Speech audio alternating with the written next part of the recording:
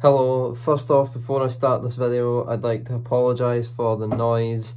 It is my PC and it's downloading a game, so just gonna have to deal with it, I'm afraid, for this video, sorry. Today, I'm going to be talking about the Antonine Plague. I said the other day I was going to do it, and it must be the first video that I've ever said that I'm going to do that I've actually done. Right, so what was the Antonine Plague? Well, it was a plague in the Roman Empire from 165 AD to 180 AD. It was basically a pandemic at the time. For the world that they knew anyway, it was a pandemic. How did it start? Well, it started in East Asia when Lucius Verus was campaigning in Parthia, which is Persia, and when he basically when he came back, this disease had already been spreading in China and the Far East and whatnot. And when his legions came back, some of them had an illness, which modern historians believe to either be smallpox or measles. And at the time, these people would not have known these diseases, so their immune systems would have been defenseless against them, basically, especially measles, because that's not really a big killer anymore, but it definitely used to be.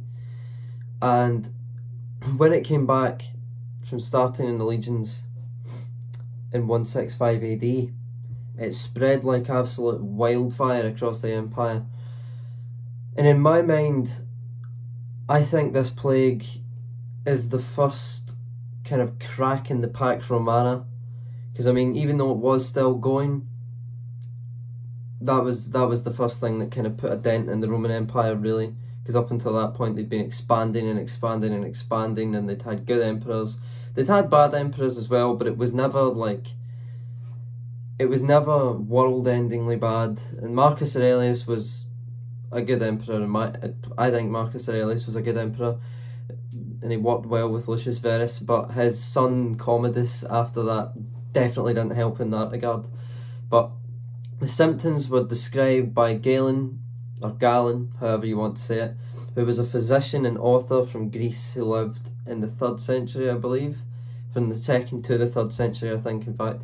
So he would have lived through this, presumably, but he would have been quite young whenever this was happening.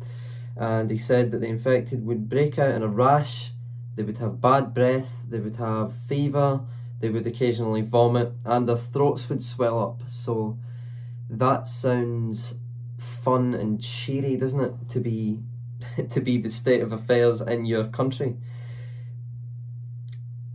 So you can see why there's debate over whether this was smallpox or measles, especially given the breaking out in a rash. That could either be smallpox or measles, really. It could be many things, but it's unlikely to be, like, you know, chicken pox, because it's not a dangerous disease, really. It's just a bit itchy for a few days and then you're fine. But you can see why there's debate over which disease this was. The spread was helped by the Silk Road, because, I mean, even though it did start in the legions, once it got going, definitely didn't help that there was international trade going on a huge scale, given the Silk Road. Like, Chinese silk was going from Japan, Korea, down into India, and even in Africa, in Egypt, and Punt, and Kush, and all that, Nubia, and into Europe. There was Chinese silk everywhere, and it had already ravaged the Far East, so the trade from that area, while it was still there, probably didn't help the spread in the West. It was spread by the help of the Silk Road, and had reached the city of Rome in 166 AD. And at its peak, and this is just in Rome, the city of Rome, I mean, not the Roman Empire, Rome, the city. At its peak, it was killing 2,000 people a day just in Rome alone, which is mental when you think about it. You can see why, if you look at the graph of the population of Rome, the city, you can see why it just drops off about this time. It starts going down a wee bit, and then in the 3rd century, it just drops right down to almost nothing. It was at about 1 million at its peak, 1.5 million even at its peak, and now, well, now, by the 3rd century, it was down to about 40,000. So mental. That's 100 times smaller nearly 50 times smaller. It's mental. And just to give you an idea of what this was actually like and whether it was confined to the lower ranks, there's suspicion that Lucius Verus, Marcus Aurelius' co-emperor, was actually killed by this disease, this mystery smallpox or measles plague that was going on in 169 AD. He might have died of it, and there's suspicion that Marcus Aurelius died of it in 181 AD, but I don't think it's like serious suspicion. But the Lucius Verus one, there is genuine concern that he may have died from this in 169 AD. The disease had a death rate of approximately 25%, which is huge. I mean, you talk about, like, coronavirus, the highest death rate, including the ones that just had coronavirus but had heart attacks and stuff, including all of the kind of, I would say, fraudulent deaths that are reported to be of coronavirus. Including those, the highest death rate in the world was in Italy, which was 12% or something, 12 or 13%.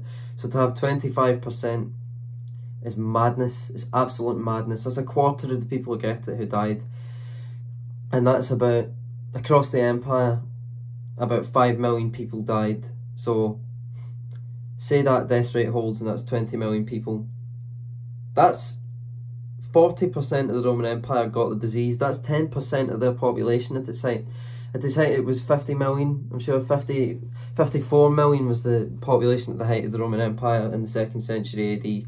That's an 11th of their population, not a 10th. It's an 11th of their population that died of this disease. This invisible killer. And when you think about the impact of it, the consequences of this, when it began, there were 28 legions in the Roman army. That's about 150,000 men. That was their military manpower, that was their strength. This was severely reduced by this plague in the wake of its... This was severely reduced in the wake of this plague, which meant that a major offensive against the Marcomanni, a German tribe just across the Rhine, they basically had to postpone this major offensive. They were fighting a war with the Marcomanni at the time, which only started when this plague happened, because the Germans were like, now's our time, boys. Let's cross the Rhine and start raiding towns and villages near the river. So it weakened them in that regard. I mean, even after the plague, manpower had been severely impacted, because, like, not only had their army been reduced at the time, but after it, the pool of men to draw from was severely reduced as well. Their actual population, like 5 million people died of it, and obviously not all of those are men, but assume that half of them are men, and say 1 million of them were fighting age. That's 1 million people across the empire that suddenly you can't bring into the army, that can't aid in wars or any military service of any kind. Suddenly, that's huge. That's massive, especially when your army is required to be 150,000 in peacetime. 150,000 people. Suddenly, that pool of that reserve manpower has dropped by 1 million. So that's mental, really.